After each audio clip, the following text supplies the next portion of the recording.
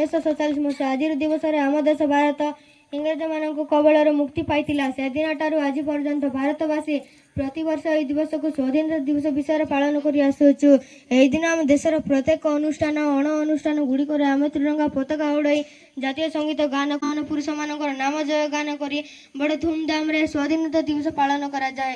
ଆମେ ମଧ୍ୟ ଏହି ଉଦ୍ଦେଶ୍ୟ ନେଇ ପତାକା ତଳେ ଏକତ୍ରିତ ହୋଇଛନ୍ତି। ପ୍ରିୟ ଗୁରୁଜନ ବୃନ୍ଦ, ମୋର ଭାଇମାନଙ୍କୁ ସ୍ୱାଧୀନତା ଦିବସ ବିଷୟରେ କିଛି କହିବା ପାଇଁ ଆପଣମାନଙ୍କ ସମ୍ମୁଖରେ ଦଣ୍ଡାୟମାନ ହୋଇଛୁ। ଆପଣମାନେ ଆମକୁ ଏହି ସୁଯୋଗ ପ୍ରଦାନ କରୁଥିବାରୁ ଆମେ ଆପଣମାନଙ୍କୁ ଅଶେଷ ଅଶେଷ ଧନ୍ୟବାଦ ଅର୍ପଣ କରୁଛୁ।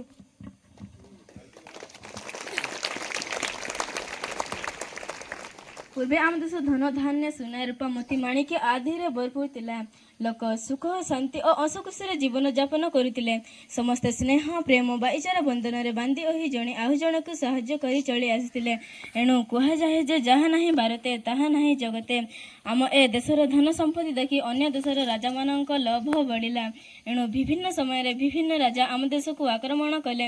ଯଥା ଘୋରୀ ବଂଶ, ଖିଲଜି ବଂଶ, ତଗଲକ ବଂଶ, ଲୋଧି ବଂଶକ ରାଜାମାନେ ଆମ ଦେଶକୁ ଆକ୍ରମଣ କରି ଆମ ଦେଶର ଅନେକ ଧନ ସମ୍ପଦ ଲୁଟି ନେଇ ଶେଷରେ ଆସିଲେ ଇଂରେଜମାନେ। ଇଂରେଜୀମାନେ ବହୁତ ଚତୁର ବା ଚାଲାକ ଥିଲେ। ସେମାନେ ପ୍ରଥମେ ବଣିଜ କରିବା ପାଇଁ ଆସିଥିଲେ। ସେହି ସମୟରେ ଆମ ରାଜାମାନଙ୍କ ମଧ୍ୟରେ ଏକତା ନଥିଲା ଓ ଆମ ଦେଶର ଲୋକମାନେ ବହୁତ ସରଳ ଓ ନିରୀହ ଥିଲେ। ଏହାର ଫାଇଦା ନେଇ ଆମ ଦେଶର ରାଜାଙ୍କ ମଧ୍ୟରେ ଗଣ୍ଡଗୋଳ ସୃଷ୍ଟି କରି ଧୀରେ ଧୀରେ ଆମ ଦେଶର ଶାସନକୁ ସେମାନେ ହାତକୁ ନେଇଗଲେ। ଆମକୁ ବହୁତ ଅନ୍ୟାୟ ଅତ୍ୟାଚାର କରି ପଶୁଠାରୁ ମଧ୍ୟ ହୀନ ଦେଖିଥିଲେ।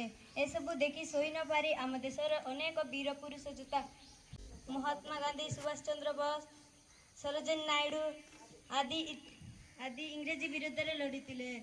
ସେମାନେ ସୁଖ ସ୍ୱାର୍ଥ ସମ୍ପଦ ତ୍ୟାଗ କରି ନିଜ ମାତୃକାକୁ ସ୍ୱାଧୀନତା କରିବା ପାଇଁ ନିଜ ଜୀବନକୁ ମଧ୍ୟ ବଳି ଦେଇଥିଲେ। ଶେଷରେ 1947 ମସିହା ଆଜିର ଏହି ଦିନରେ ଆମ ଦେଶ ସ୍ୱାଧୀନତା ହେଲା। ସେହିଦିନଠାରୁ ଆମ ଭାରତୀୟମାନେ ଉକ୍ତ ଦିନକୁ ଏବଂ ଆମ ମହାପୁରୁଷମାନଙ୍କୁ ସମ୍ମାନ ରଖିବା ପାଇଁ ଆଜିର ଦିନକୁ ସ୍ୱାଧୀନତା ଦିବସ ରୂପେ ପାଳନ କରୁଛନ୍ତି।